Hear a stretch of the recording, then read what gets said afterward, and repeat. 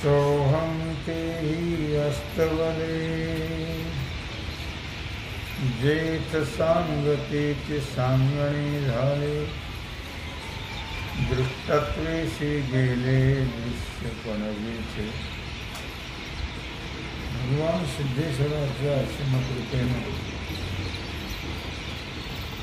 श्री रुक्मिणी पांडुरंगाच्या चरणाजवळ बसून श्री सद्गुरु ज्ञानेश्वर महाराज, श्री जगद्गुरु तुकाराम महाराज, श्री संत एकनाथ महाराज यांच्या चरण सानिध्यामध्ये आपण सर्वजण मिळून महान ग्रंथराजेच्या ज्ञानेश्वरीच्या 15व्या अध्यायाच्या 542 ओळीचा आपण विचार करतो आहोत. विषय आहे सोहम.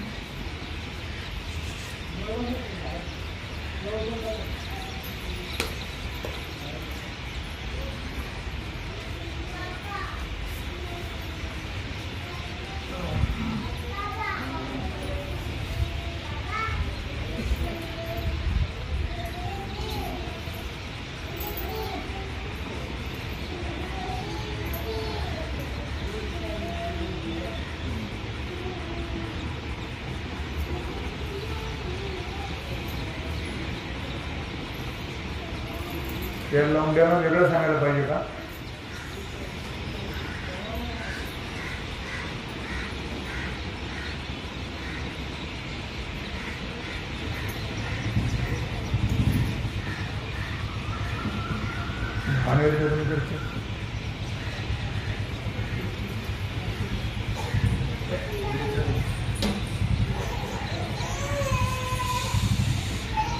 सोहम तेहि अस्तवले जेठ सांगतेच सांगणे झाले दृष्टत्वेशी गेले.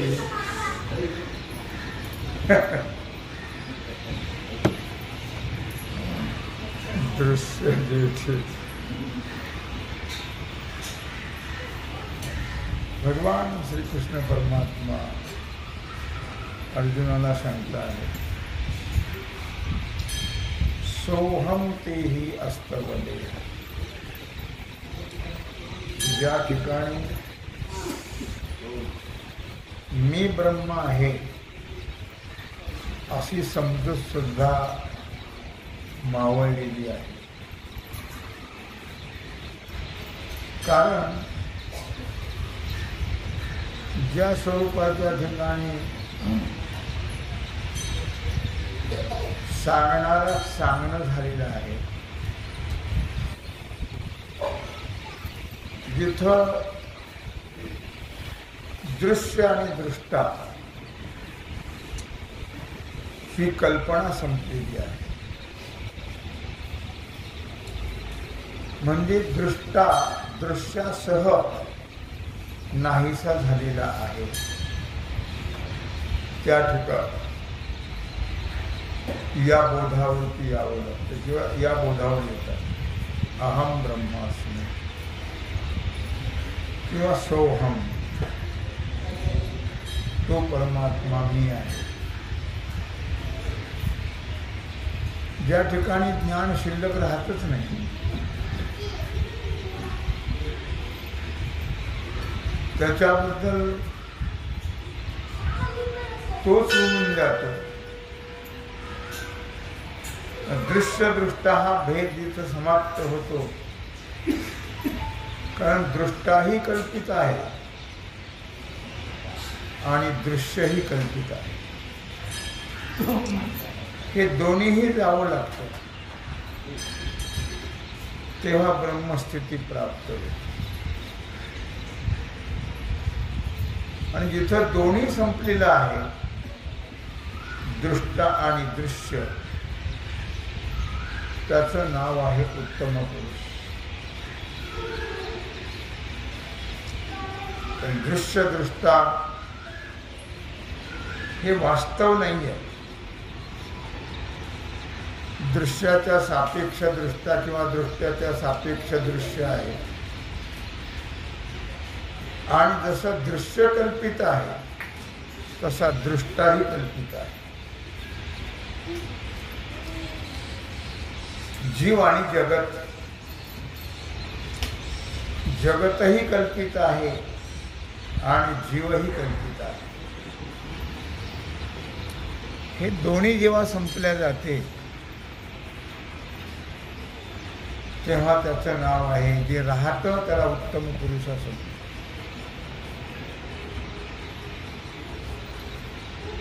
दृष्टांत देत आहेत.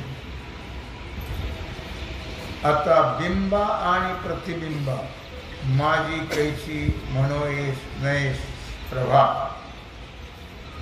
जरी कैसे ये लाभा जायचे ना. या ठिकाणी सूर्याचा दृष्टांत दिलेला आहे.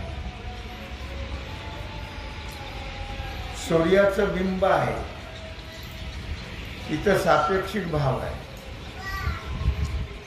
प्रतिबिंबाच्या सापेक्ष बिंब आहे.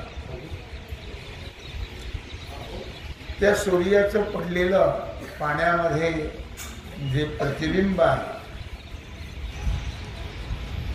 त्यामुळे याला बिंबत्व आलेलं आहे. बिंब आणि त्याचं पाण्यात पडलेलं प्रतिबिंब या दोन्हीच्या दरम्यान असणारे जे तेज आहे ते तेज कोणत्याही उपायाने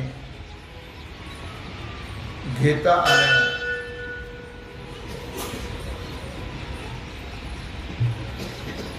उलट त्याच्यामध्ये तेज कुठलं असं सुद्धा म्हणता येणार नाही. कारण तेज आहे, घेता येणार नसेल पण तेज आहे. त्याप्रमाणे दृश्यदृष्टा संपल्यानंतर जे शिल्लक राहतं ते कळत नसेल, दिसत नसेल, पण त्याचंच नाव आहे उत्तम पुरुष.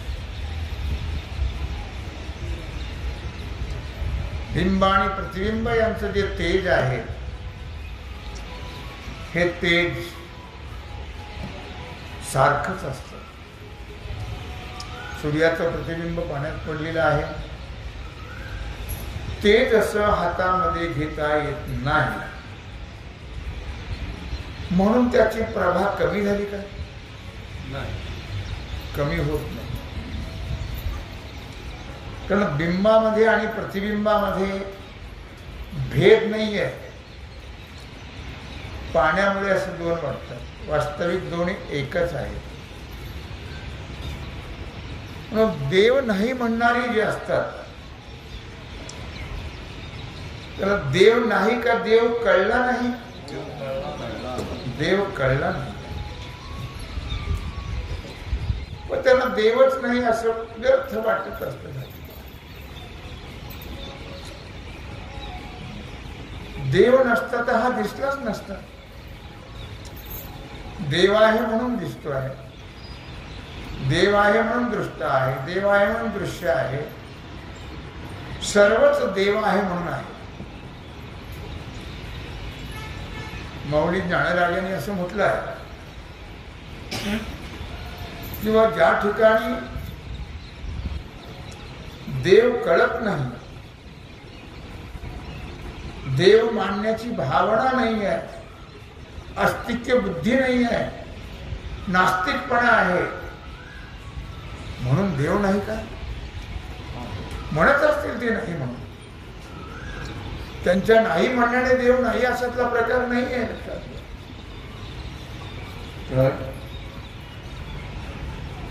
त्यांच्या नाही म्हणण्याने देव नाही असा प्रकार नाही. देव आहे असं त्याचा प्रकार आहे. पुन्हा दृष्टांत देत आहे का ज्ञाना फुला दोन्ही, धृती असे जे माझा लिलिया ठाई ते न दिसे तरी नाही ऐसे बोलू नये. लक्षात ठेवा. फूल दिसतं की नाही? फूल दिसत आहे.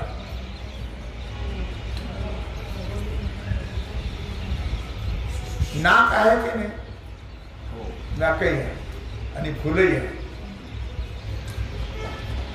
पण नाक आणि फुल दोन्ही दिसतात,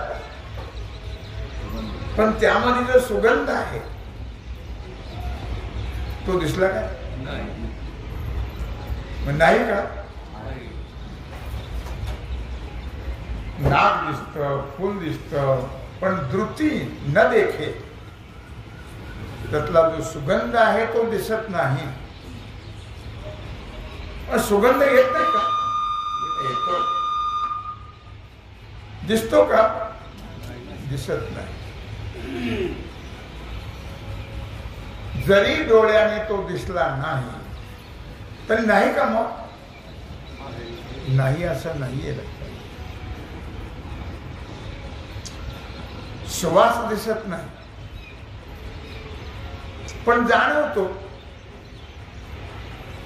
अनुभूती डोळ्याला येत नसेल, कानाला येत नसेल, जिभेला येत नसेल, पण घ्राणेंद्रियाला येते. अनुभूती येते. दिसलं नाही म्हणजे नसतं अशातला भाग नाही. परमात्मा दिसत नाही म्हणजे नाही अशातला भाग नाही. लक्षात. तैसे दृष्ट्या दृश्य हे जे जाय मग कोण म्हणे काय आहे. हेचे अनुभवे तो चितेची पाहे रूप थया.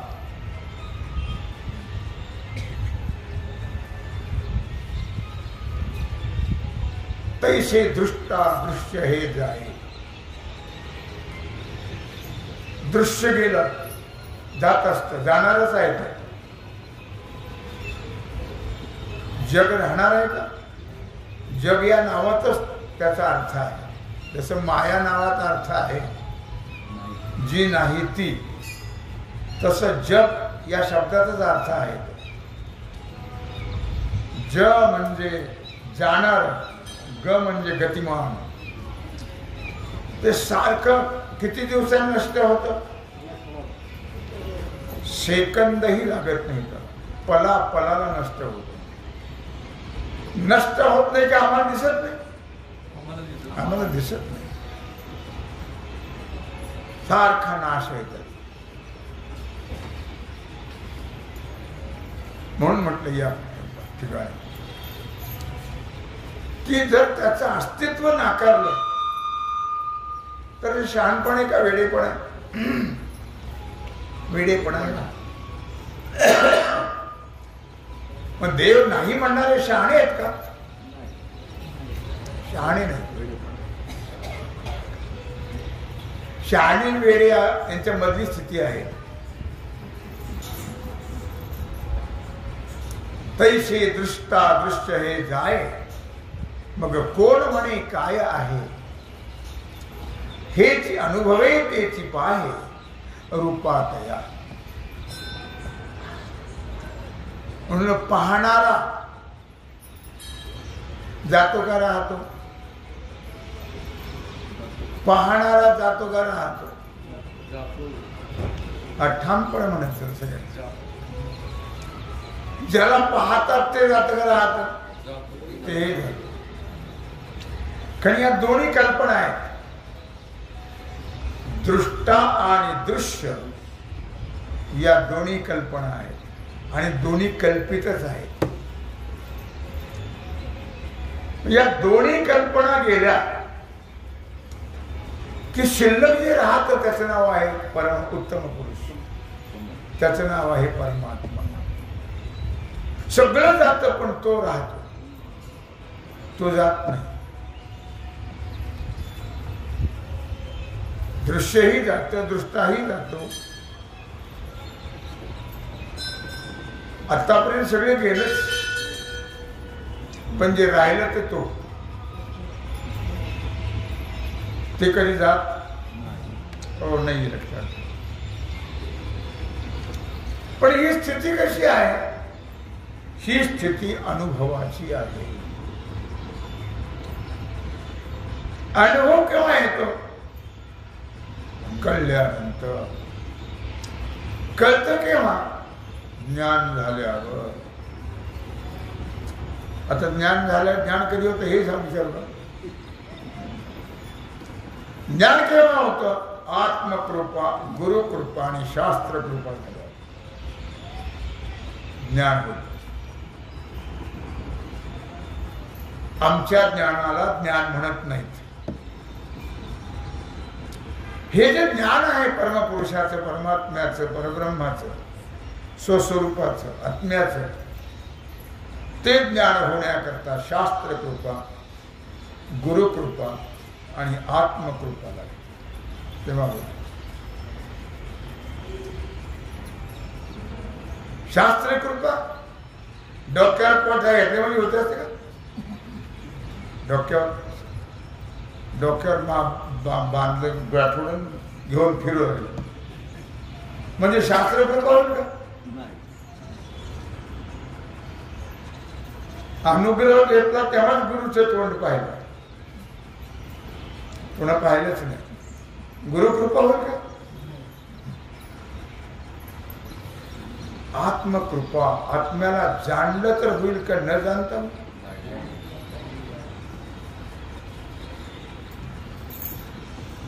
मुद्दा असा चाललेला आहे की दृष्ट आणि दृश्य दोन्ही नाहीसे झाले तर मग काय उरतं? काहीच उरत नाही. काहीच जे उरत नाही ते याचं स्वरूप आहे. काहीच जे उरत नाही ते याचं स्वरूप आहे. म्हणून माऊली ज्ञानराज सांगता आहे आणि ते सांगण्यासारखंही नाही आणि सांगितलं तरी कळणार नाही. काही अनुभव सांगता येतात,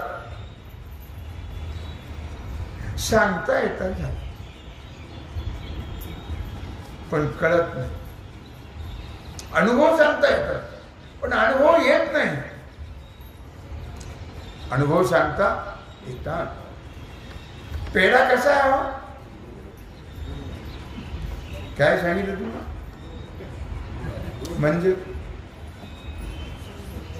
म्हणजे काय? आणि विचारलं पेढा कसा आहे? म्हणजे गोड. म्हणजे गोड म्हणजे सांग. गोड म्हणजे काय? तुम्ही म्हणजे तुम्हाला पेढा कसा आहे विचारलं. हो, मग आम्ही ते सांगितलं गोड आहे. मग त्यांनी पुन्हा विचारलं गोड म्हणजे कसा? तू खाऊन बघ. मग त्याने मी खाल्ला. मग त्याला विचारलं कसा आहे? म्हणून आता कसा आहे सांग, गोड नको सांग. सांगता येतं का?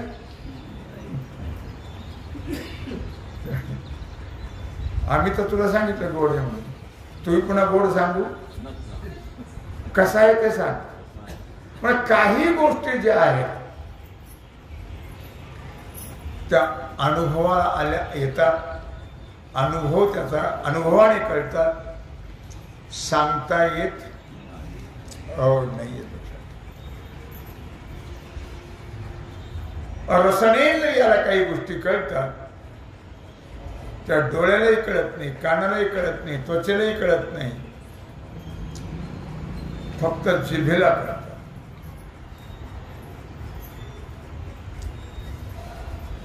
पुष्कळ प्रकारे तसे काय कडू आहे का? आपलं फार कडू म्हणजे काय? आता कडू म्हणजे कडूच. म्हणजे कडू म्हणजे काय? म्हणजे खाऊन बघ मग कळेल. सांगता येत नाही लक्षात. तसंच या उत्तम पुरुषाचं आहे. उत्तम पुरुषाचं स्वरूप ते सांगता येत नाही, दिसत नाही, कळत नाहीये. मग तो अनुभव आहे. महात्म्याने जे करून ठेवलं ते अनुभव लिहून ठेवला. तुका म्हणे चाखुणी सांगे मज अनुभव आहे अंगे.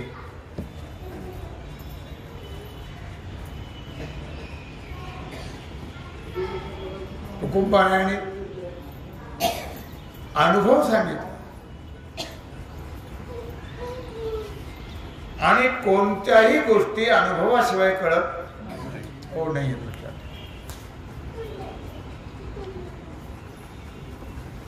अनुभवे आले अंगा ते या जगा देत असो.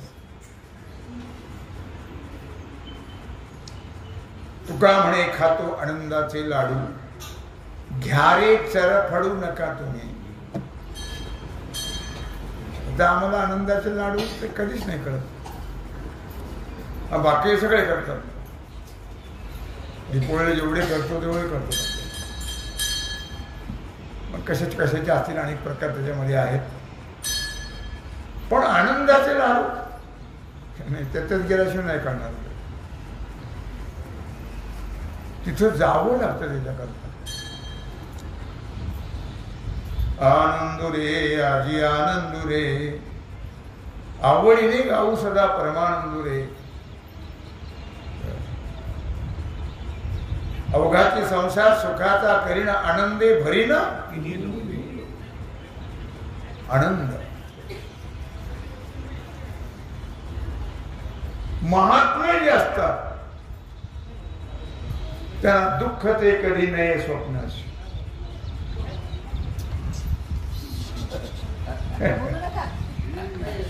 त्यांना कळत नाही.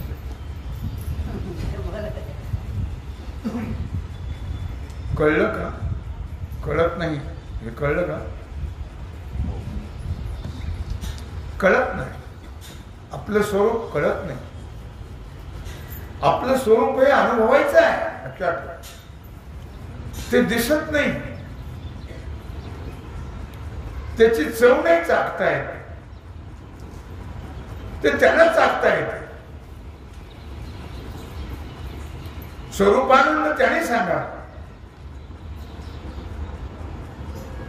म्हणून त्यांनी म्हटलं नित्यानंदा पुढे आनंद तो कोण. तो कधीतरी चहा पिल्यावर होतो काय किंवा बटाटवडा खाल्ल्यावर होतं काय गाडीवरचा वेळ खाल्ल्यावर होतो. तो आनंद कसा आहे? नित्यानंदा पुढे आनंद तो कोण. विषय सुख बाई बापुडे ते क्षीण जेथे नसरेचे वैकुंठ सदन. शेषशाही त्रिकुट भुवन हो नेघो म्हणून या त्यागीती परवते. घेऊ संग सुख हरीच्या संगात. नित्य आनंद आहे. विठोबाचे राज्य आम्हा दिवाळी. मला वाटतं वर्षातून एकदा. आपल्याला वर्षातून एकदा दिवाळी असते. सदा शिमगाच. आता तर फारच शिमग्याला उतरणार. आता शिमग्याचा सण आहे सध्या. तुम्हाला कळतं की नाही मला माहित नाही.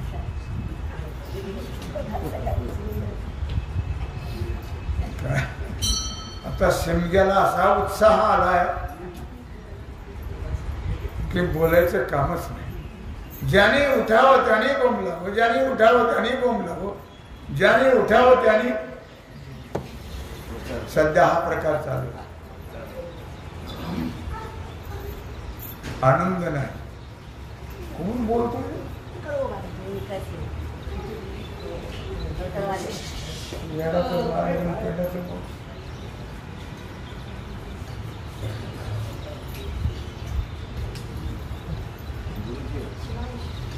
गुरुजी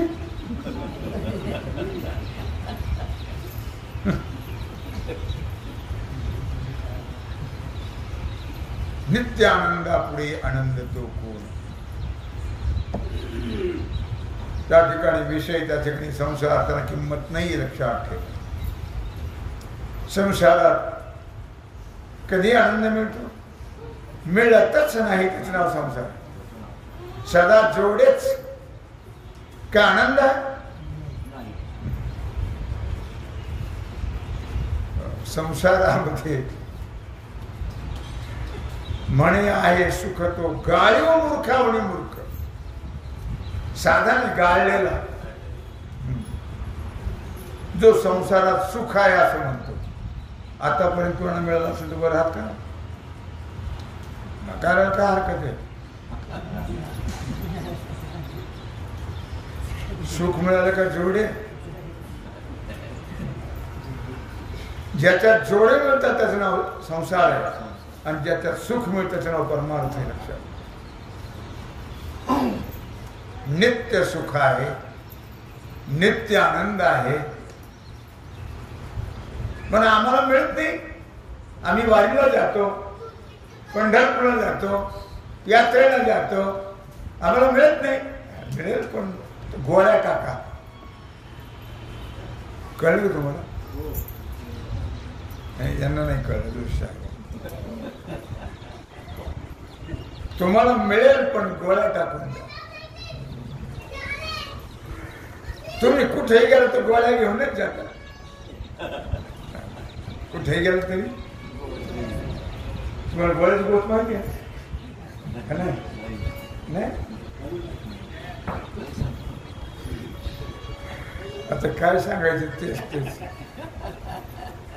तेच सांगत जन्म गेला सगळं.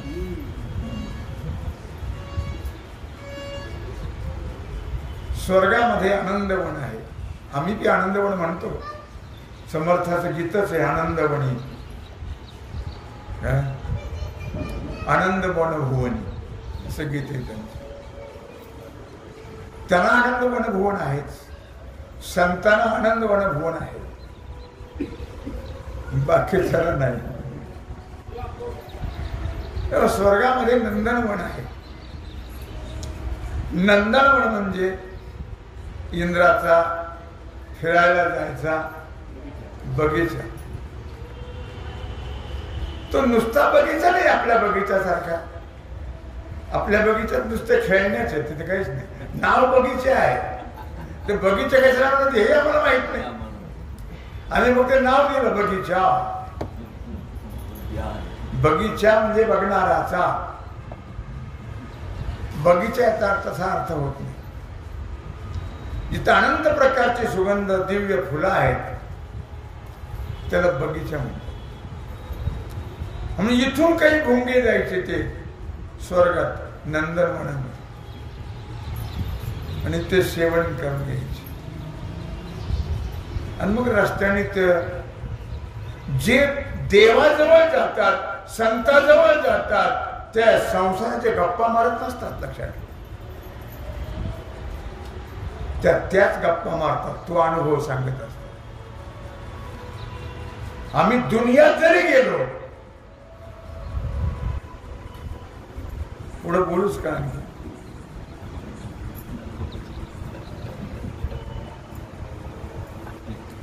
तेव्हा ते असे गप्पा मारत यायचे.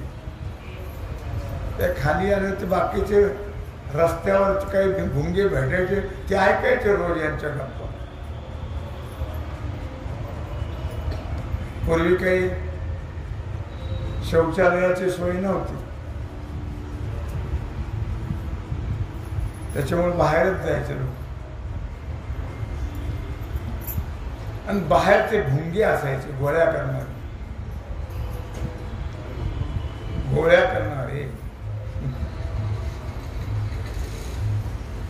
ते भुंगे ऐकायचे ह्या गप्पा. काय बोलतात रे, कुठे जात काय बोलतात हे? त्यांच्या बोलण्यात काही वेगळंच. मग ते सगळे जमले गोळ्यावाले, आणि त्याला आडवे गेले एक दिवशी. हे म्हणजे कुठे जातात तुम्ही? म्हणजे आम्ही स्वर्गात जातो. तिथे काय? तिथं म्हणजे नंदनवन आहे. नंदनवनात काय आहे ह्याला कसं कळलं ते? म्हणून म्हणलं कुठे जरी गेला तरी कळणारच नाही, कारण तुम्ही गोळ्या घेऊन जाता ना बरोबर. आता गोळ्याचा बी अर्थ तुम्हाला कळतो का नाही हे सगळं थोडं विचित्रच वाटतं. तुम्ही त्याचा वेगळाच अर्थ केला तर पुन्हा पंचायतच असं आहे ते. कारण वेगळा अर्थ करायची बुद्धी तुम्हाला आहे, पण यथार्थ जाणण्याची बुद्धी नाही. त्यामुळे तिथं नंदनवनामध्ये दिव्य सुगंधी फुलं आहेत आणि तो मकरंद सेवन करतो आम्ही आणि तो अनुभव एकमेकाला सांगत येत असतो. त्यामुळे आम्ही आलं तर जवळ ते त्यांचं ऐकून येण्यास स्फूर्ती आली असं आहे तिथं म्हणले. हो मग आम्ही आलो कोणी या सकळाशी येथे यारे यारे कोणी या. ते पूर्वी लहानपणी मुली खेळ खेळायचे. आता कशाचा खेळ आहेत कशाचं मुलीने कशाचं बांधले कोणी आणि टिकली मारून जा. आता दिसलं तुम्हाला कधी केला खेळ कधी एक तारा खेळायची मुली पोर. आता कशाचं एक तारा आता तो चुकल्या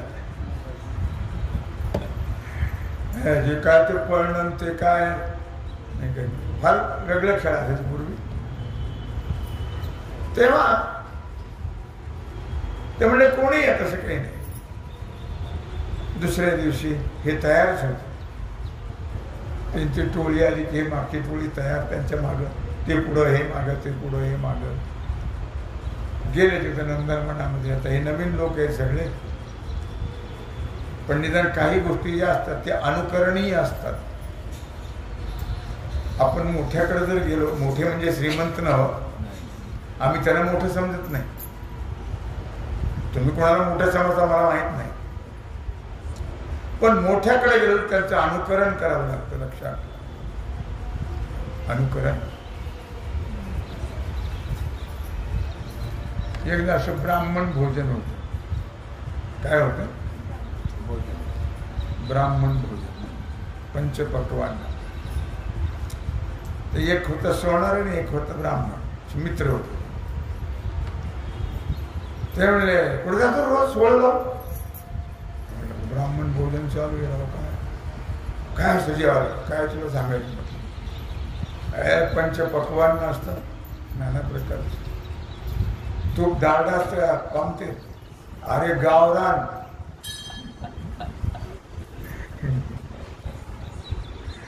मला जमेल का म्हणले जमेल, पण तुला जाणव घालावं लागेल, सोहळं लावावं लागेल, अनुकरण करा. अनुकरण करा सांगतो, अनुकरण करावं लागेल. आणि ती लक्षात ठेव, ती जशी करतात तसं करायचं बरोबर. समोर पंगत असते एक पंगत असतेच, मग ते जसं करतात त्यांच्या भावना आपण करावं. ते म्हणतात करेल. मग त्याला जाणवं घातलं, सोहळ्याने सगळं वळी पंचपात्र दिल्याच्या हातामध्ये गेले. लक्षात ठेव येण्यासारखं करशील नाही तू. जेवढं नाही बरोबर केलं. मग तिथे गेल्यानंतर पात्राच्या खाली पात्र दिले की मंडल करावं लागतं. असं बोटाने करत असं. कुणाचं चौकोनी आहे कुणाचं गोल आहे. त्याने ते लोकांनी तिथलं बाहेर केलं. त्याला वाटलं काही येडी लोक येतो यांना काय पाण्याचं फार महाग सध्या महाग नाही पाणी. त्यांनी फुलपात्रच ओतलं असं. तर शेजारचा पाहत राहिला तर काय करावं लागतं. त्याला सांगितलं ते करतील तसं कर म्हणून. मग ते वाढ झाल्यानंतर चित्रावळी काढायची असते का. त्याचे मंत्र आहेत चित्रावळीचे. मग ते काय एवढं वाटतं काय 2-2 शीट ठेवावं लागतं. यांना वाटतं लोकांच्या खात्यात लेखायचे आणि 2-2 शीट ठेवतात तरी एवढाच भाग ठेवा. काय त्यानंतर आपोषण आहे.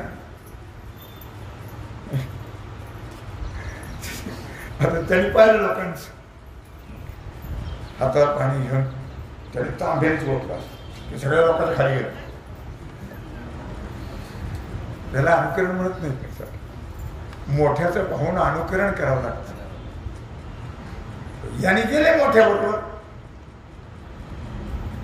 पण अनुकरण काही बाबतीत झालं. ते झाडावर बसले आपल्या आपल्या, त्याने अगोदर सांगितलं होतं त्यांनी, मग तेही बसले त्यांच्याबरोबर दिव्य फुलावर झाडावर बसले. त्यांनी यथेच मकरंद सेवन केला. झालं काय म्हटले, झालं चला निघाले. हे निघाले, ते निघाले, हे निघाले, ते पुढं हे मागे. मग ते बोलू लागले, तो अनुभव सांगू लागले. काय बावलेटपणा म्हणले, उन्हातानाचं एवढ्या लांब आलं, ऊन कसलं मरणच, लोकाला आजारी पडताय, आपल्याला काय होतं कोणाच ठेव. यांचं ऐकून आपण आलो आणि फायदा तर काहीच, लाभ तर काहीच नाही. तितक्या लोकांनी आहे. त्यांनी म्हटले काय रे, तुम्हाला काही मिळत नाही, कशाचं काय आले बुकी झालं तुमच्या बरोबर एवढ्या उन्हातानाचं. 39 डिग्री आता नगरची, इतक्या लांब आलो आम्ही, तुम्हाला काही मिळत नाही म्हणले नाही. मग त्यांनी निरीक्षण केलं. काय म्हटले, तुमच्या तोंडात काय आहे? ते म्हणले काय म्हणजे वेगळ्याला विचारता आम्हाला. अरे हो, आम्ही विचार तुम्हाला काय तुमच्या तोंडामध्ये आहे. काय म्हणजे इतकं लांब जायचं, मग काय कसं द्यायचं, काय मोकळं कुठं मिळतं न मिळतं.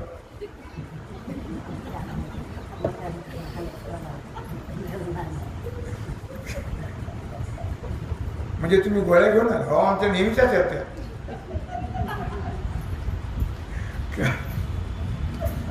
विषय संपला.